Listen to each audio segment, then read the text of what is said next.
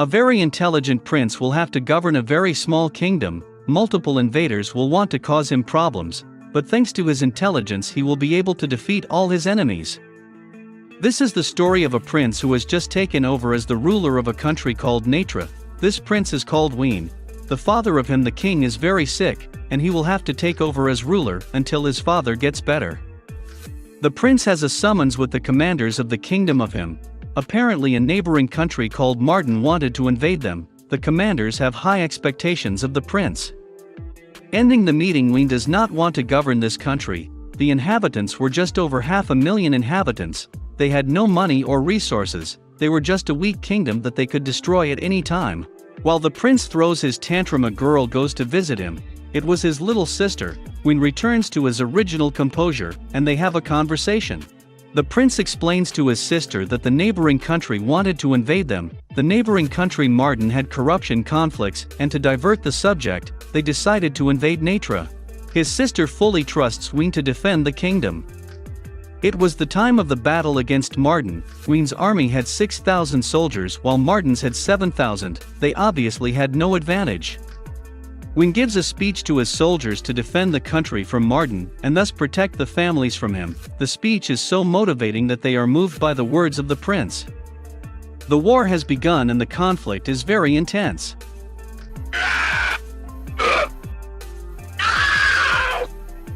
For some reason the kingdom of Natra is winning. Apparently Ween had agreed to let the empire help them in their fight against invading neighbors. Since Natra had received military support and training, Ween's soldiers have a very good chance of winning. An outside group of soldiers are looking for the prince's head, but Ween knew they were coming for him and set a trap for them. Ween's secretary led the ambush. She is a white-haired girl who deals the final blow to the commander of the other kingdom. This is how they finish off Martin's army. They later have a meeting with their commanders. Now that they had won this battle, they wanted to launch a counteroffensive and invade Martin's country. Ween didn't want to do any of that, but if he refused, these commanders would probably rebel against him. Ween explains that the country of Martin is as poor as they are, and that the only thing they had of value was a gold mine. Ween thinks that somehow these generals won't accept his request and give up on the invasion, but the commanders are more than willing to invade and take the mine. And so without much trouble they managed to seize the mine. Ween is very surprised how quickly the soldiers took the mine. The prince meets with the manager who directed the mine. This man gives him the details of the mine and the progress of the excavation. It turns out that it is empty. He no longer had gold. Meanwhile, in the kingdom of Martin, the king is very angry that his mine has been taken from them. One of the counselors asks that they send troops to recover the mine. Ween is suffering because all the effort they had put in to invade this mine seems to have been in vain, when suddenly an idea comes to him. And that is that the kingdom of Martin has to pay a ransom for this mine, since they probably will. Surely they don't know that his own mine was empty. In the days that followed, a group of 30,000 soldiers from Martin had come to recapture their mine. During the process of the battle, they did not achieve anything. Since Prince Ween had barricaded himself in the mine, since the mine only had one entrance, they managed to defend themselves, despite being only 5,000 soldiers. The battle for the defense of the mine lasted more than 2 weeks, and it seems that it is the victory of Prince Ween. One day one of the commanders of Martin had come to negotiate. He was very cretinous. He wanted the prince to surrender his weapons or go into the attack with everything. Incidentally, he made fun of his assistant, since that girl belonged to an outcast group, calling her dirty flam. The prince is very angry, but still he knows how to keep his composure and keeps quiet. Meanwhile, the general commander of Martin got tired of not being able to invade this mine. He decides on a full offensive invasion, attacking from all sides without caring about his subordinates. Some messengers arrive with important news. The commander asks what is happening, but for no reason he receives an attack from the messenger. It turns out that the prince had devised a strategy by digging an external tunnel to reach him.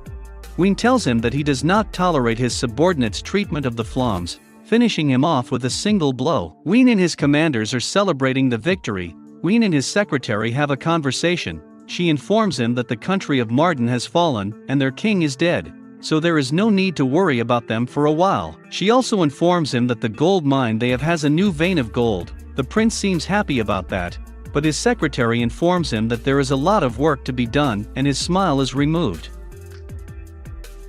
While working, Wayne remembers his past as a military student. He is celebrating his farewell, that is, his graduation. They talk about the things they were doing. At the farewell, one of the prince's friends tells him to never change. The prince fondly remembered those good times. The prince receives the report that the princess of the empire had arrived.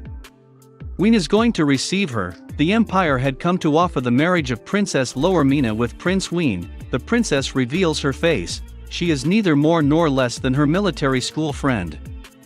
Wayne is in his office chatting with his secretary. He doesn't want to accept this marriage because he knows his friend Lowermina is surely up to something. During the banquet, the princess explains that within the empire there is a power struggle between her brothers. Each of them wants to become the new king, but since the princess was a woman, her role had been left aside. Later, the prince and princess of the empire have a much more serious conversation. The princess was tired of her brothers fighting every day to be in charge of the empire, and she had been left in the background. That's why she wanted to rule the empire, for that she needed Wayne's support since he was a prince. She supported him. He knew of Wayne's intellectual capacities. In the days after Wayne rejected the marriage proposal, Lowermina is somewhat disappointed, but Wayne knows that this girl is hiding her true motives from him. But as a good friend, she warns him that very soon there will be a rebellion of the countries that were conquered by the empire, and that a marquis named Entgadel is preparing for the rebellion. The strategy of that marquis was to invade Natra, so that his warriors could easily invade the empire. Prince Wayne had foreseen that attack, so he sent a letter to Marquis Entgadel saying that the empire's princess would visit them to prevent them from being invaded. An important matter happens. The son of the Duke of Entgadel had arrived. It turns out that this man had misunderstood the letter that Wayne sent. This man thought that he was going to marry the princess, so he immediately came to the kingdom of Natra.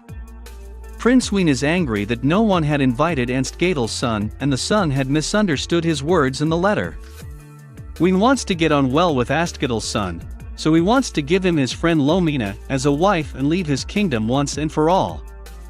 But things don't go well. While they had a banquet, Astgadel's son wants to have a sword duel with Prince Wayne to look good before Lowermina. During the duel, Astgadel's son kills himself, falling from a very tall building. Turns out he was completely useless.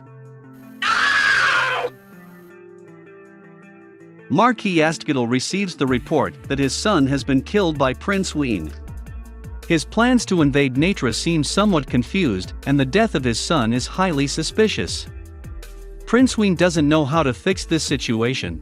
They had allowed the Marquis' son, who possibly wants to invade them, had let him die, but who could have prevented that idiot from committing suicide? The princess of the empire wants to talk to the prince. She wants Wayne's help to solve this problem. Since they were good friends of hers, she decides to help her.